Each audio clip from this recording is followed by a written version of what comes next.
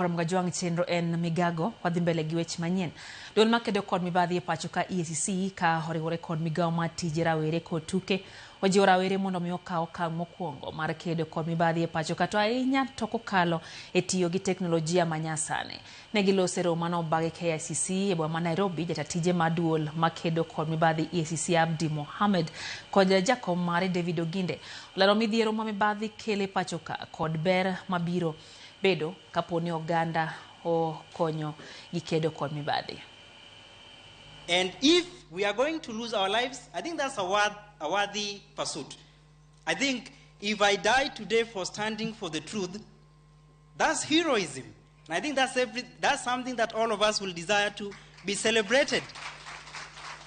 If somebody will shoot me with a bullet just because of saying no to injustice and corruption, then that's a good death. After all, we'll all die one day. And equip them with the requisite instruments, knowledge, and opportunities to translate their passion to change into sustained transformative results.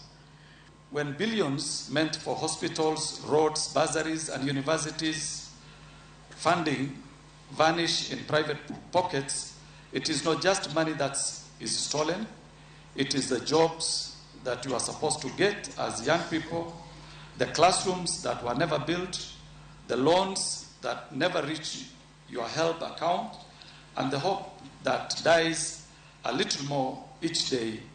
That is the result of corruption. Young people, if you facilitate, if you perpetuate, if you decide to succumb to the practice of corruption, you are destroying your own future.